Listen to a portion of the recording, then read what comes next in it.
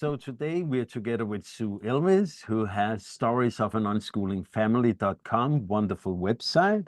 And first of all, Sue, I'm super happy we finally got together. It's wonderful to meet you. It's lovely to meet you, Jesper and Cecilia. Yes, I've been looking forward to this for a long time, and thank you for the invitation to join you on your podcast. Yeah, It's gonna be fun. and we have tried back and forth to get hold of each other, and finally we succeeded. And right now we are in Fresno in the United States. And the friend, we are co-living with an unschooling family here. And our friend here, she said to me one day while we were here, she said, you should really talk with Sue Elvis. And I was like, yeah, but I've tried to get hold of her and we have missed each other.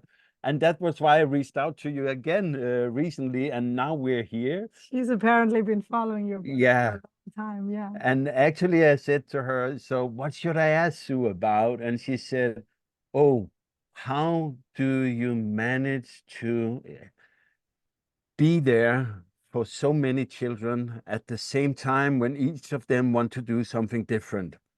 She has 4 children, we have 4 children, and I'm not sure it's possible to answer that question, but what would be your take on helping out many children at the same time when their direction goes in different ways?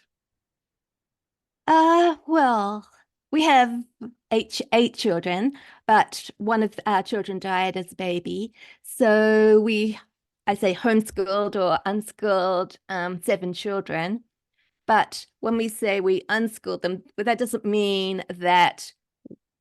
I think that sounds like we did something to our children instead of working alongside our children and supporting and encouraging them. It wasn't like we had to sit down every day and do schoolwork with all those children. It was more that we did things together. My children did things by themselves, but I was always available to help. So along all through the years, I've always had my own interests. I've been blogging. I think I have 14 years podcasting, though I haven't made a podcast recently. I started that 10 years ago. So I did that alongside helping my kids. But I always said the mornings were the times when I wouldn't do anything in the mornings other than be available for my children. So we'd go places. I'd read out loud if that's what they wanted, help them find resources, just sit and listen to them, drink coffee, go places. And I think a lot of what we did over the years, we did as a family. Children didn't, they had their own interests, but a lot of those interests overlapped and they worked together. But I didn't have to do grade 1 with this child and grade 6 with that child and grade 12 with that child. If we had certain subjects or passions in common, like Shakespeare and Jane Austen, and everybody would come and watch a Shakespeare play together.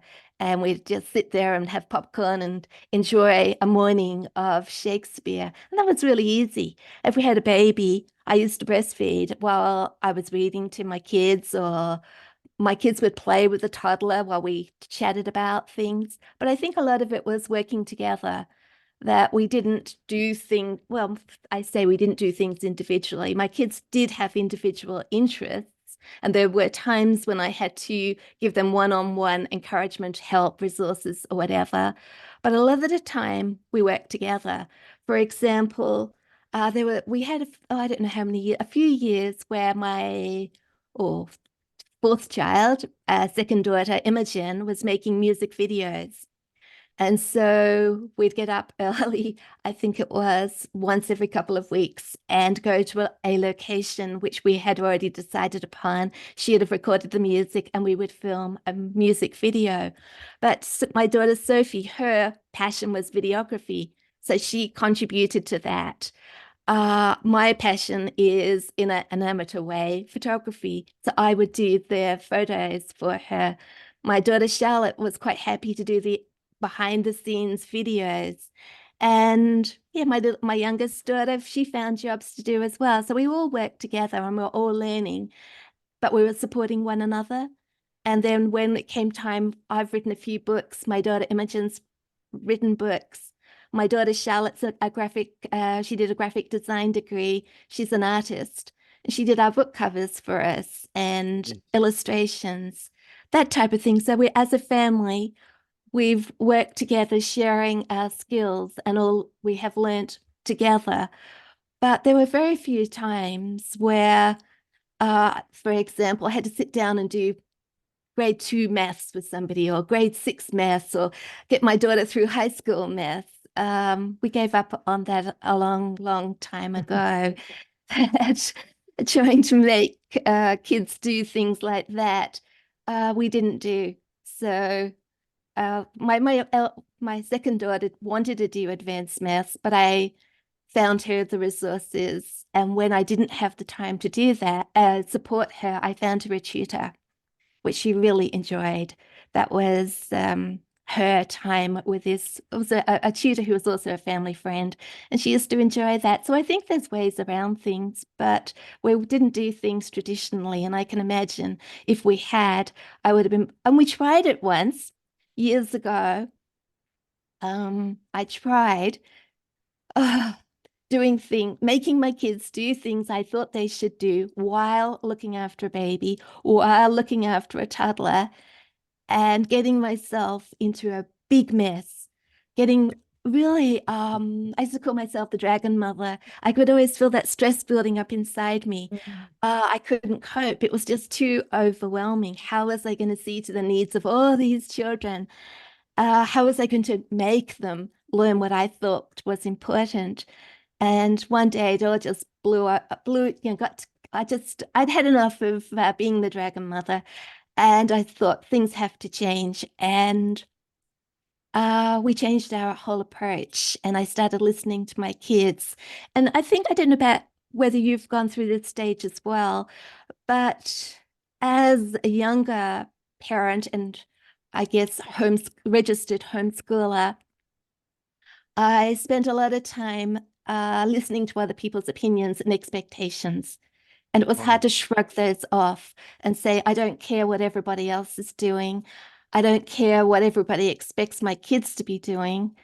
We're going to do it our own way. And that's how we got into unschooling, is because we were unschooling a long time without even realizing it, because we decided to do our own thing, and which involved listening to each other, helping each other do the things that were important to each of us, and ignoring everybody else. To a certain extent, we still had to be registered homeschoolers, and I had to find a way to fulfill those requirements without imposing those requirements too heavily upon my kids, which might have spoilt the unschooling experience. So I don't know if that answered your question, but off the top of my head, you didn't give me any warning about that question. No. Before recording, talking about what we would talk about. Yeah. And then you talked about something completely different. Sorry. I was surprised as well. No, but It doesn't matter. It's an interesting topic, and looks like you had a beautiful cooperation team of being able to enjoy the same things, or make not exactly enjoying the same things, but contributing to the same project with just different passions. Sharing skills, sharing everybody's skills. And sometimes those skills overlapped, and other times we just took advantage of a skill that we didn't have. Like I can't draw, but my daughter can. So I asked her whether she would help me. Very much cooperation, and also generosity, I think, in being willing to contribute to somebody else's passion and share skills. And there were I look back and I think about the things that brought us close together as a family, and all those happy memories are all to do with sharing our skills with each other and helping each other. Yeah, just do the things that we love doing. And that's very much in my blog. Been worrying about it a bit recently, that growing up, my kids were so happy to share their stories. And so being a writer, I wrote I've written nearly 1,000 unschooling stories on my blog. And also my kids were happy to be interviewed, but their unschooling lives are out there in the public eye for anybody to read. And they were generous enough to do that for me. And it's only recently I've been thinking more about privacy and so how kids don't really understand the consequences. They might give you permission to do something, but do they have the vision or the foresight that adults have to see how that might affect them in later life? Do they really want their childhood stories online now that they're adults? Will it cause problems for them? It I've is, been thinking. of course, it is a question we need to ask ourselves as advocates for parenting in the way we are doing and unschooling. But at the same time, there's so many hungry hearts out there. And that was Yeah. why I mentioned the wonderful friend we live with here, because the reason she followed your blog was that she had this just lust for seeing a different way of living and doing homeschooling, and the curiosity about, but how does it actually look then? Because it Yeah. can be difficult to sit on the other side with a more normal traditional idea of what life should be, but feeling there's something lacking, and you can't imagine how life can be before you see other people living it like this. So I think you have helped greatly many people with the generosity of your writing and your children's participating in it, actually. Oh, thank you. Yeah, sometimes I just think, I'll go delete the blog. But it's also, I think it's our lives. You're probably finding the same thing with your Instagram accounts and your videos and your podcasts. It's the story of your family as well as helping other people. It's Do very you find vulnerable to do what you're doing and what we're doing. And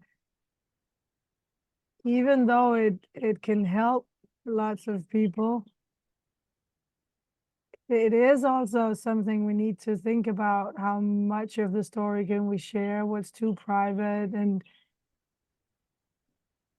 I've been putting a lot of thought into it as well. And I find it's a balance to walk. How much do we actually share about their lives? Because the thing is, you cannot share the technique of unschooling without doing exactly what you've done, is sharing all the stories. It's everyday life. It's not, that's right. she said in the beginning, unschooling is my voice is not cooperating. Unschooling is not something we do. I cannot say, now we're unschooling for the next 2 hours, and then I can record that and share it with the world. This is how we do it.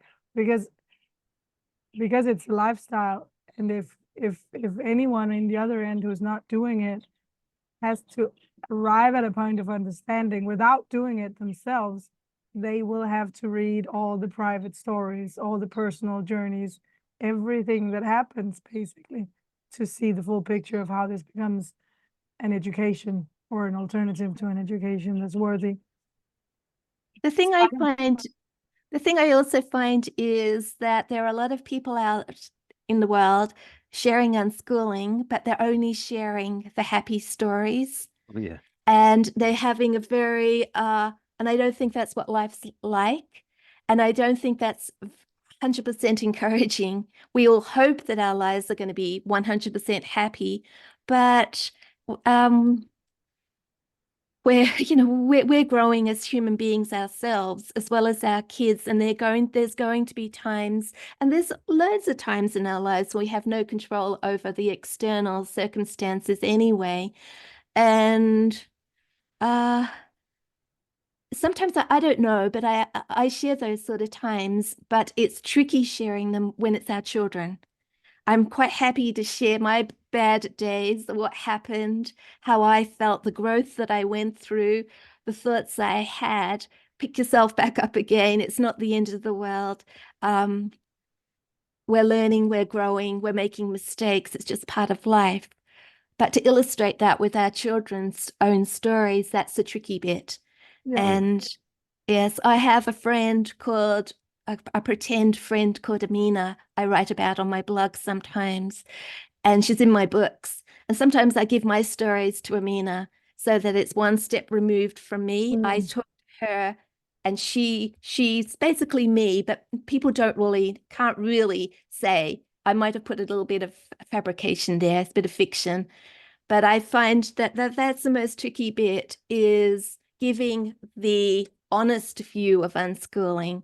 And I think that to say that you unschooling your life is going to be perfect is a little bit just misleading. And when people find out that it's a little bit tougher than they might have thought, maybe they'll think, oh, we're doing it wrong. And I've had a lot of people say that to me in the early years. Oh, your children must be suited to unschooling. You're suited to being an unschooling mother. It won't work with my family. And I think, well, it works with every family because it's just the way we all learn. It's not anything like, it's not a method. It's just a way of life that is optimal for our happiness and our growth as people and our the way we learn. And that's where I think sometimes I got to unschooling without actually wanting to become unschoolers. We'd been there, done that right at the beginning. I didn't understand it very well. It didn't work out. And then, but then we sort of became unschoolers by mistake. And I thought, well, if you can get there without even meaning to, just as a natural growth of stop forcing kids to do things that are unimportant, or start listening to kids, start respecting each other. If you can get to unschooling just by, I say just, in a natural way, without saying, I'm going to be an unschooler, what are the steps I have to do, then I think that it's just part of life. If you, it's not something that we have, like if you be a Charlotte Mason homeschooler or classical, you're deciding to follow these steps. But for unschooling, it's just so wrapped up in life that you don't really need a blueprint for it, other than to maybe give away all those preconceived ideas that we have and just start listening to ourselves and our kids, and we'll get there. Yeah. Absolutely. Last week we had the joy of interviewing Gordon Neufeld, and he's a very interesting man. He had written this book called "Hold On to Your Kids: Why Parents Matter More Than Peers," and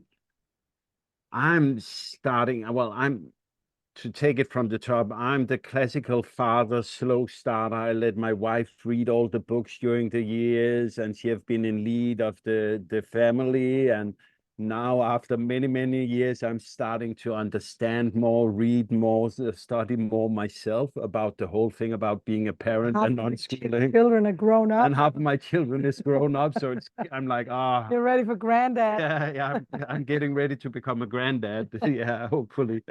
But there is so much of unschooling that is a parenting approach that doesn't have to do with the whole learning part of it. I think the whole learning part of it is minuscule when you go all the way out to unschooling, as you said, you use time on actually not forcing kids to do stupid stuff you don't want them to, and you start to listening to them, and this whole, and it's very close to the whole attachment theories as well, but there's something in unschooling that I still just love, because it, above being uh, besides being just also a way of parenting, it is questioning what do you need to learn, when and why. and that part of it I still find very interesting. But sometimes yeah, I'm talking a little in circles around it. I'm talking a little in circles around. Sometimes I think that we talk a lot about unschooling, but a lot of the stuff we're actually talking about is parenting more than Yeah. it has to do with school or learning or teaching. And I've started to find that more and more fascinating. I think you're right there, that when I started writing about unschooling, it was more how are we going to cover the maths? How are we going to satisfy homeschool registration requirements? What are my kids learning when we're reading books together? And then over the years, I got more and more involved in the unconditional love side. And that is what I feel is at the heart of unschooling now, is not when we think of unschooling, a lot of critics think of unschooling as you let your kids do whatever they like. You do whatever you like. And it sounds a little bit, in one way, exciting, and you don't have to answer to anybody, but another way, irresponsible, self-centered. If we're only doing what we like, what sort of people are we going to become? And I've thought a lot about how unschooling really is more about giving our kids and ourselves the freedom to choose to do what is right instead of forcing our kids to do what is right. They have the freedom to choose what is right. And how do they learn what is right? By their connections with us and our example. And that all sort of boils down to, I think, right at the heart of everything, I'm sure, is unconditional love. And that's not something that I set out with years ago or even read about in other people's writings. And I sat down one day and thought, perhaps I've got this wrong. Nobody's speaking about unconditional love. They're talking about all the other things, freedom and passions, and how kids will learn if they're passionate. But nobody's talking about unconditional love. Perhaps I've got it all wrong. And I don't but think so. I think there's a hunger there for that, though. The number of posts I label as love, and it keeps coming up as a recurring theme. And I think people need love, and our kids need that unconditional love. And everything else is based upon that. That when we say we're going to respect our kids, we're going to trust them, we're going to listen to what's important to them, we're going to value their interests, is accepting them and loving them unconditionally instead of saying, giving them this idea that they're only valuable if they do what we say. Yeah, I've probably got off topic there, but I No, think no, that No, unconditional nice love love. should be is the topic. I mean, it is the topic. I think it's a very important thing to start talking about, and also for, at least for our family, I find it highly unnatural for children to grow up in a context where there is not unconditional love, and that would be the school system. It's one of the reasons I would always argue that, well, maybe not always, maybe in 99% of cases, I would argue that it's better for the child to be at home, no matter what the context is, because at home you have unconditional love. And maybe it's a very thoughtful, elaborate, sweet, peaceful, unconditional love. And maybe it's more chaotic because of circumstances, but at least it's there. And I think that's really the spinal cord of growing up, in a way. There's no way of doing it in a real and right way if you keep being pushed away from that unconditional love every morning and pulled back into it in the evening, and pushed away from it in the morning and pulled back in. That's a very chaotic emotional journey for children to make every day, and actually maybe also for the parents to disconnect, reconnect, disconnect, reconnect. It impairs, I wouldn't go so far as to say the love, but it impairs the zone where the love can unfold, which means the experience of the love will be hurt and everybody will be stressed out. And this is probably the backbone. This is probably what it's all about. It's not about education. It's not about whether you read Shakespeare or watch Netflix together or not. Maybe you do both, but in different rooms. It's about, do we get to live a life based on that, soaked in that, Yeah. with the light of that, because that's how it's meant to be. And that's what's ripped apart by this get up in the morning, go to each different places, meet exhausted in the afternoons, emotionally drained, psychologically stressed out. Why do we ask people to survive that year after year after year? It's horrible. I came to a point where I realized that we can learn anything, anytime whatsoever, whether we're 6, 12, 20, 80, we can always learn facts and skills. But what we can't do is go back and gain that foundation of we can't experience again as children that foundation of unconditional love that sets us up for everything else in life. That we can have trauma as a child and then we have to work through it and maybe we come to terms with it and we move on. But wouldn't it be so much better if we could give our kids what they needed as they were growing up? And I feel that is the most important thing. It doesn't really matter about Shakespeare, except for the fact it's connecting us together and we're enjoying it. And we're discussing stuff and we're talking about life and we're building our connections together. But I always think that it's so sad. Well, I'm sure it happens a lot, that parents focus so much on grades and education and giving their kids a good start in life. That's what they feel is a good start in life. They can maybe get into university, go off and have a good, secure career. And that is the focus. But at the same time, ignoring that foundation that they could be giving their kids. They could be ignoring the grades. They could be sitting around the table drinking coffee and having those in-depth discussions. They could be ignoring the maths that nobody thinks is worth learning. We can't see a need for it now, but focusing on something else that a parent might not think will lead to a career, but it probably will. And letting kids do that and valuing what's important to a child. And then the child grows in confidence and likes who they are. And then I think we'll set out into the world with a much better, more confidence, and that they won't be so prone. Maybe they won't be led away from who they actually are by other people because they know who they are. They know what they believe, and beliefs keep changing and opinions change as we all grow.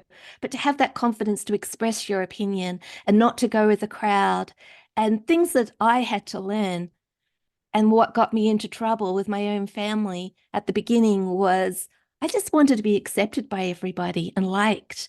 And if my children were victims of poor parenting, or I didn't listen to them because I'd rather have listened to the group of mothers who I wanted to be accepted by, well, that was just the way it was until that time when it all became too overwhelming. And I thought, what am I doing?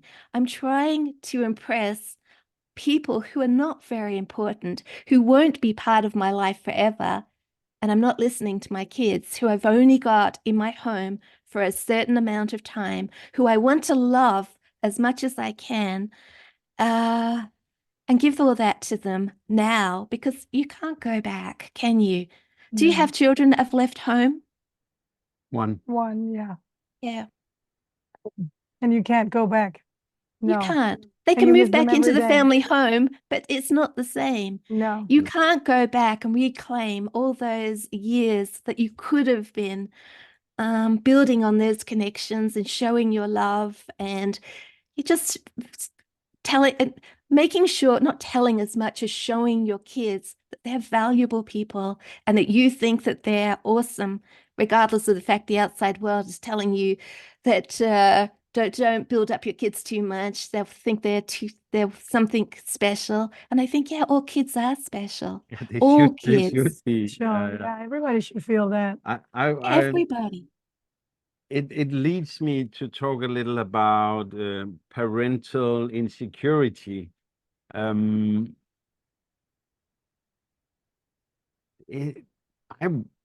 don't believe I was super ready to become a dad when I became a dad. And maybe nobody is, and maybe we just need to get over ourselves and accept that a child has appeared in our life and we are the best option of a parent this child have, and figure out how to be the best parent. What can be so attractive with the school system and the norm is that when you're sending your kids to kindergarten or daycare or to school, then you kind of know you have done good enough as a parent. That's what you are being told by society, that you have done the right choices and the right things. Where to take these choices we have as being home with the children, not outsourcing the everyday care of them to other people. It's a really big choice where you can feel alone and be in doubt if you are good enough as a parent. What would your advice be to parents who are starting this journey and feel this insecurity? Because it is wild to become a parent. It is. I think that the attraction of going along the traditional path is that if things all go wrong, if your kids don't get into university, if they don't get a good job, then it's not your fault as a parent because you did the accepted thing. It must be somebody else's fault, the system's fault, whatever. And that taking all that responsibility upon yourself is a heavy burden. Except I think that if we bring our kids up as unschoolers, their education, their upbringing, whatever, is their responsibility. It's not really, we don't want to, education, for example, you can't force kids to learn. So it's up to them to learn. And we have encourage and provide the right conditions for learning.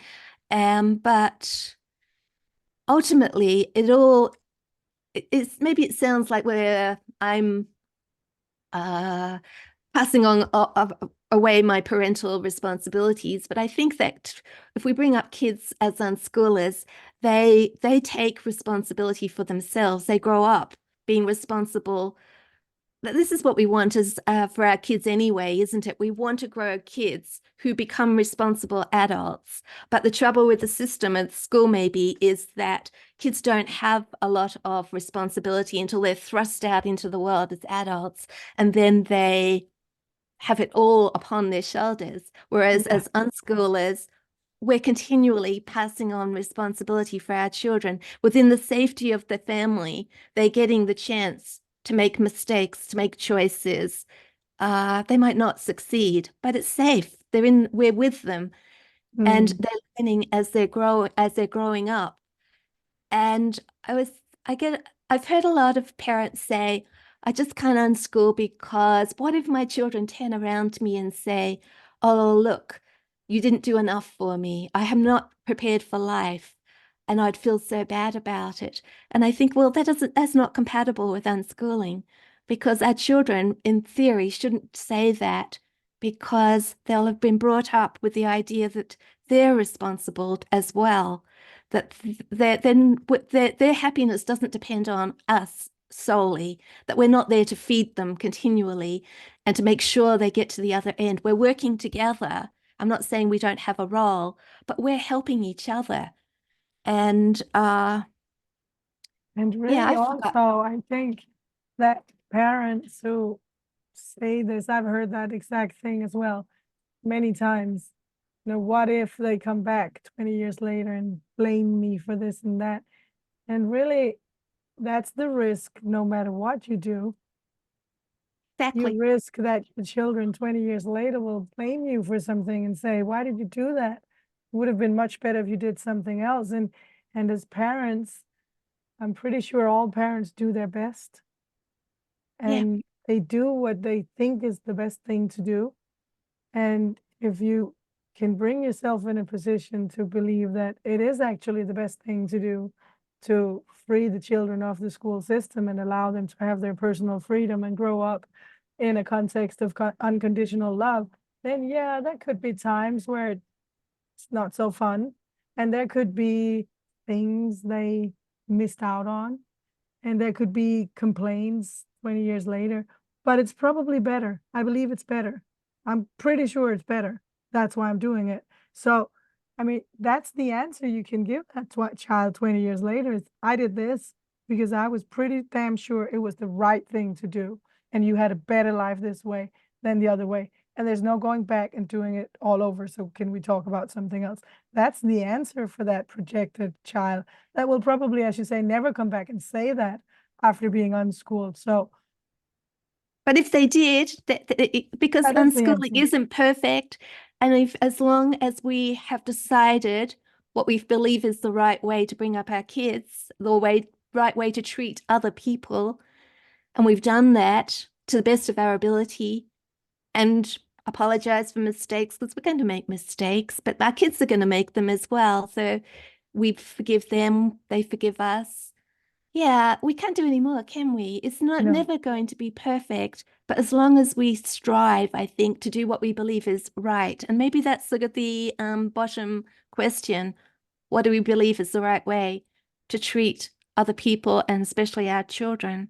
And then to do that, because I think there is a lot of, well, looking back at my early parenting and the way I was as a young adult, there's a lot of things that I cringe about.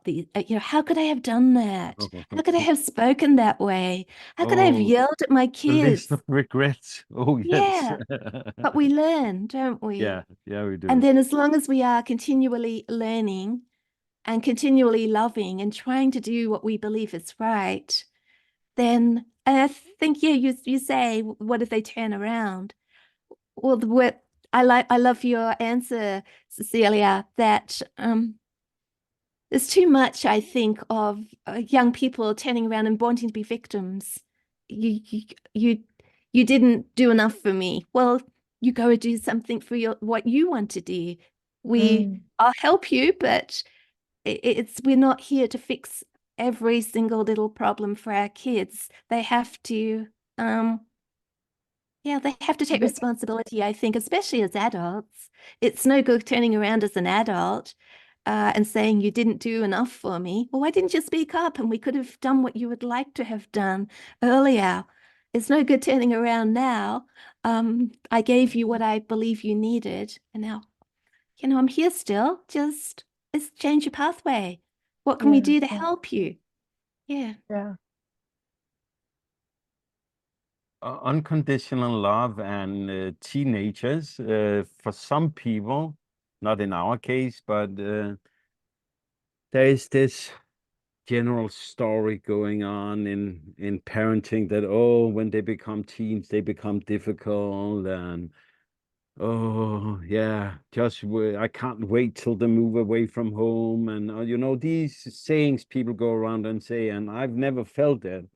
I dreaded the day that our oldest started to live together with her boyfriend and moved away from the nest. And I don't think that they have. I haven't had these none of them have had these teenage rebellion kind of things. Can I flip the question? I'm not saying that teenage years aren't difficult, because they are. A lot of stuff happens, and yes, of course. No, I'm just trying to cut it short because my voice is what's so different about unschooled teenagers? Why are they so different? That's the interesting question, because they are. I haven't met unschooling families complaining about teenagers. I haven't met unschooling families with this problem of miscommunication between teenagers and parents. I haven't met unschooling parents, but I've met a lot of unschooling parents of teenagers they don't complain. They don't say they don't understand their teenager, or that everything is conflict, or that all these things, this story about the horrible teenager is not there. That was what we initially wrote to you about when we started our email conversation. What is it with these teenagers? What's so different? I think that for many teenagers, they're not listened to. And parents, even homeschooling parents, like to tell their kids what to think and what to believe because they're afraid that their kids might pick up ideas which the parents don't agree with. So it's risky listening and accepting what teenagers are thinking and what they want to express. But we've all got to work our own way through things, haven't we? And if we have families where we can sit around the table and discuss things and be open about what we believe and have and not force our kids to believe what we believe, I think there's more chance that they will believe what we believe because they're listened to and valued. And I just thinking back to when I was a teenager at school, and I hated it. I just hated my life. And I had to do things I didn't want to do. I studied subjects which I was okay. I was pretty clever. I passed my exams. I went to uni. I never did what I wanted to do. And I didn't ever have a chance to explore who I was and what I believed and what my opinions were. It was almost like we have to parrot whoever's around us, school teachers, whoever. And so I grew up not really knowing who I was and not valuing who I was because I didn't know who I was. And I think that's the difference between our children, that they know to a better degree who they are. It's a lifelong process, isn't it? We've touched on, I think, in our emails about how unschooling changes parents. We're all growing and changing. So we can't expect our children to know themselves perfectly when they set off into the world, and they're going to change their opinions and that, but they have a better idea, I think, of who they are and what they want to do, at least with the first part of their life, because we change our minds about that as well, than somebody who's come through the school system and is being forced to go to classes they've no interest in, who don't get time to sit with their parents at night and just have those long conversations over coffee where they know that they're accepted, they can say what they like, and just enjoy being part of life. I think there's a lot of stress, isn't there, for the average teenager? And my teenagers didn't have that, and I assume yours don't either. That maybe some people would say, look, that's wrong. Teenagers should be trying to get, yes, working harder, and you should be forcing your kids to do this, that, and the other. They've got to have a career and get on in life. But I think that that's the most important thing, is time to dream, time to think, time to chat with people, time to express opinions and have debates, time to sleep. And that's a big one too, isn't it? That the average teenager doesn't get enough sleep. They rush, rush, rush. Time just to enjoy being a teenager. Maybe that's the difference, is our teenagers had time to enjoy being who they were, and they didn't have to spend their life being frustrated or rebellious or whatever, or hiding. I hid a lot of who I thought I was. I couldn't actually explore who I was, but I knew I wasn't what, I just wanted the time and the opportunity to be me. And you end up not talking about anything really that's important because you know that you might get shouted down, or yeah, and that's, I guess, was where you come back to wanting to be accepted by everybody else, because I don't, you've got to fit in, and teenagers at school have to fit in. I've noticed something really interesting. I was listening to one of your podcasts about, you were talking about socialization and finding friends for our kids. And sometimes it is difficult for our kids to find kindred spirit type friends. Yes. And one of my children in particular has hasn't really found a kindred spirit type friend. And she's working now and she knows lots of people and lots of people her age. The problem is they're not kindred spirit type people. They've gone through the school system. They have different ways of communicating.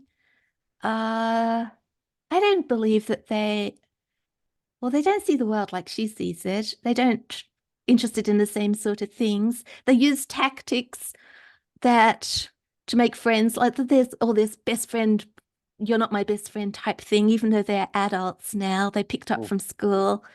They're mean sometimes, that type of thing. They gossip. And I think, yeah, we make our kids different, don't we?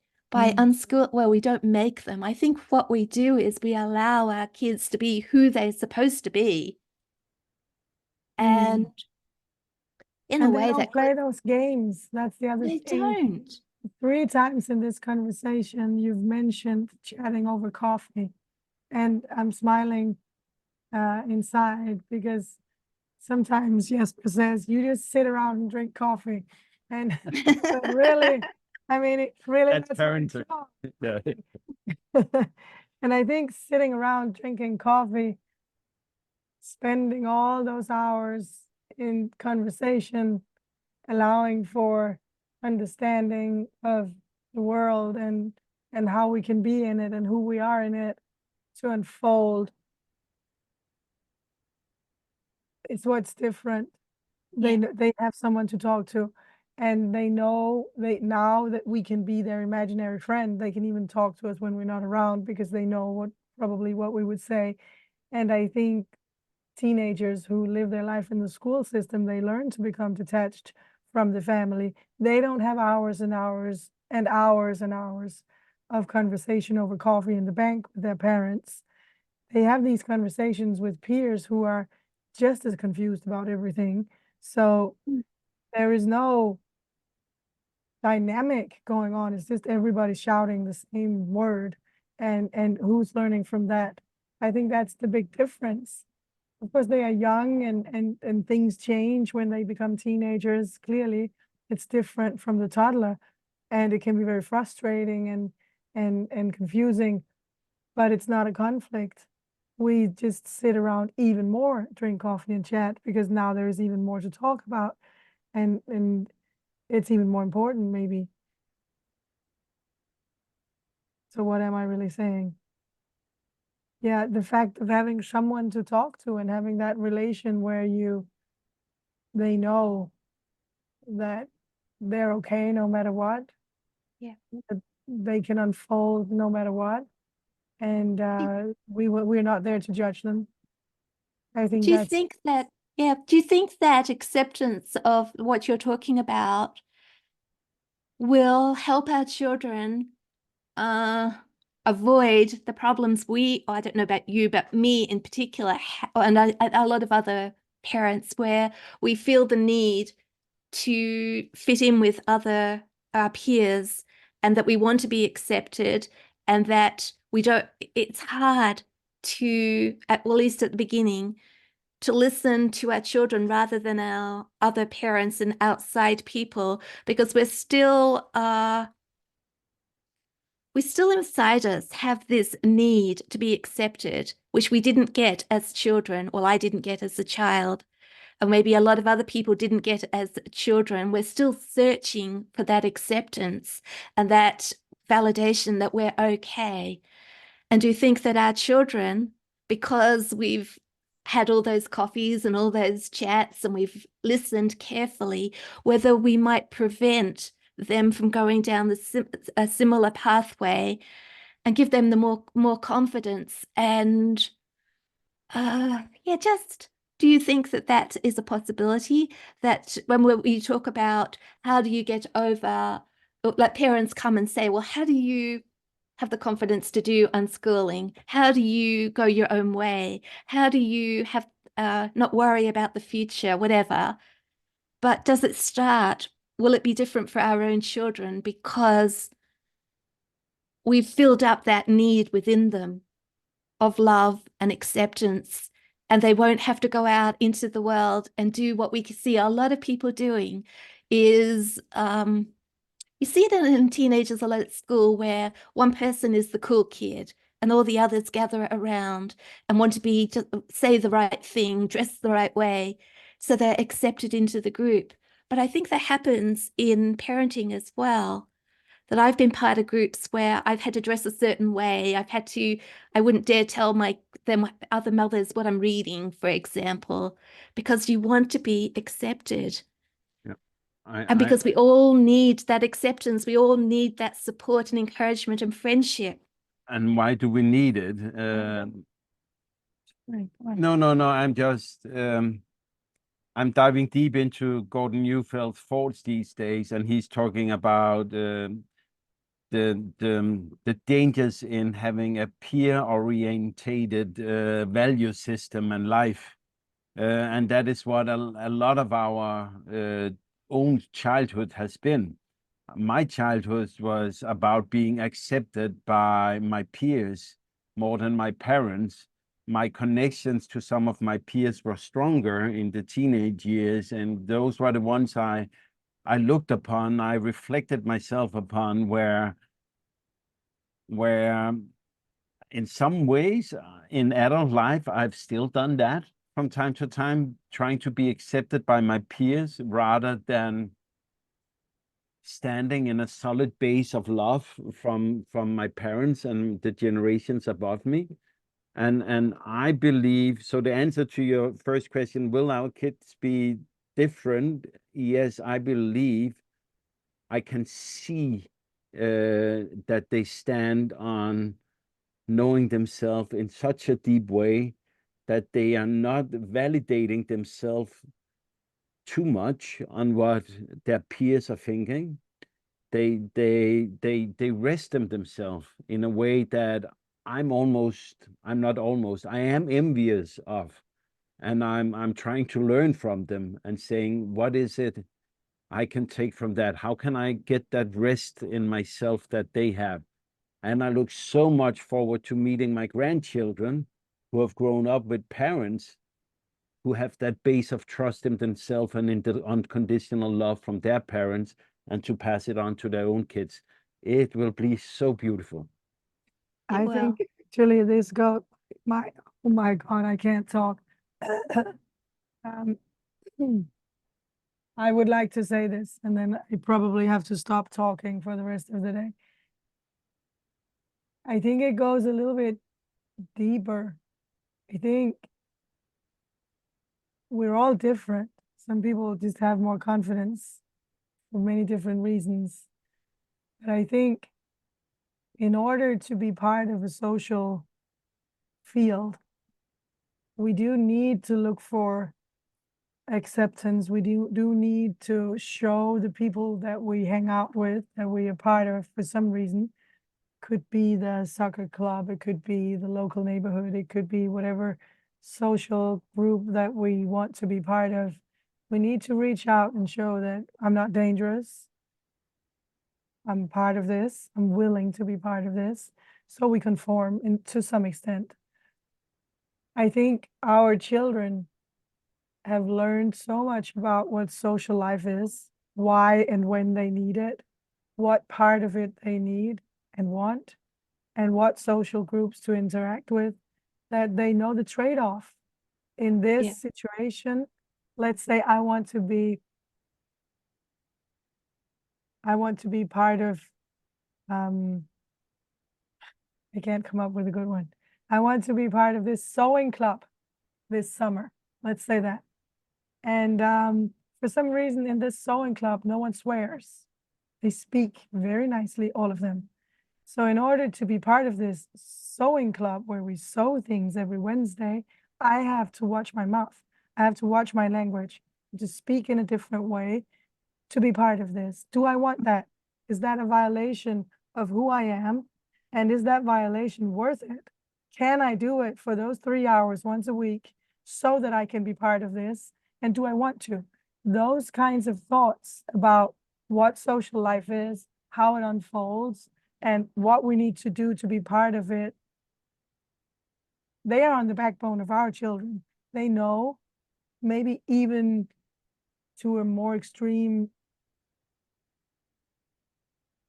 extreme than most unschooled children, because we also travel. So we keep moving into new cultures, new contexts, and we need to talk about, but this is how the game is played here. We can't just come and be who we are.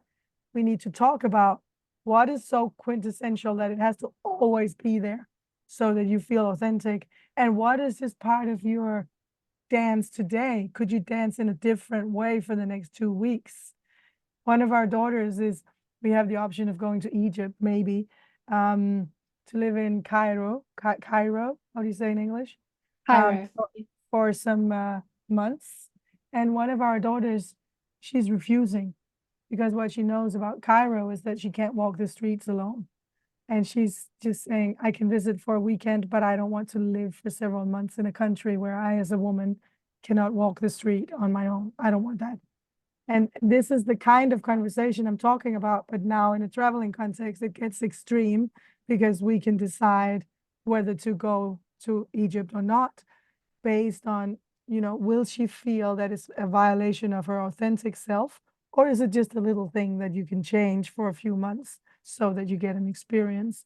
And when, coming back to the question, when our unschooled children grow up, will they be insecure and need and seek for this affirmation of everyone else liking me? To some extent, yes, because we all need that social life. We all need to be part of something, and to be part of it is to be accepted by it.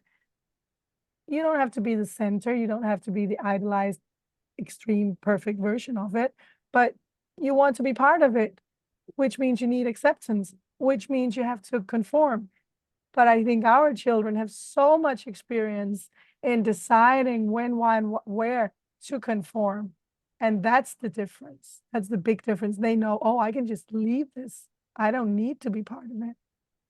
But it's also because their base value isn't based on the external validation by a class full of people, which it was for me when I grew up. There was again it was the same group of people for 9 years I needed to feel accepted by, because it was 8 hours of my life every day. That's Yeah, the but you big couldn't chunk. leave. That's the And I thing. couldn't leave the That's the situation. thing. The school is a prison. And but that's what I'm saying. Will our children grow up to have a different confidence, not feel that they need to be accepted? No, they will still need to feel accepted, but they can leave the context if they don't like the context, and find another context to be accepted in, where they maybe like the version of themselves that they get to be. Yeah. I need to stop talking. Maybe it's sometimes we compromise who we are because we want to be accepted, and sometimes we're willing to adapt to other people because we make that choice. But the situation I come across most, and what was my situation, is that when you do things to be accepted by a group who you realize later aren't very important, and you're hurting other people like our children, so that you're trying to be accepted by the wrong group of people, if you see what I mean. It seems like the people I wanted to impress didn't turn out to be the important people. The people that I should have been more aware of was my children. And we're talking about teenagers, and as they become young adults, it becomes more obvious that our young children, they have no choice. They're in our families. Even if we're unschoolers, they rely on us a lot. Then our children grow up to teenagers and young adults, and if they don't want anything to do with us, they don't really have to have anything to do with us. And I thought about this one day, and I thought, am I this sort of person that I would love my teenagers and my young adults to associate with? Not because I'm their mother, but because they like the sort of person I am and how I relate to them. And so that relationship, it became more important than my outside relationships, because my children are more important. don't think I'm explaining that very well. Oh, yes, But you are. we spend so long trying to impress other adults. And I'm not saying we try and impress our children, but we want to be worthy people. We want them to want to know us, to value who we are as well. And of course, we all want our children to follow our example, but sometimes that might look like forcing them to be like us. But we want them to follow who we are because there's something because we're trying hard to do what we feel is right, and they pick up on that and say, "Hey, Mum always tries to speak respectfully to me. That's what I'm going to do. I'm going to treat other people with respect." And so, yeah, I just sat down one day and thought, what do my young adults think of me, and why they're the people that I should be more concerned about? Yeah. Because, yeah, I want to be the best person I can be for their sakes, not so I can be accepted into some other group. I've got to be me so that my kids benefit from that.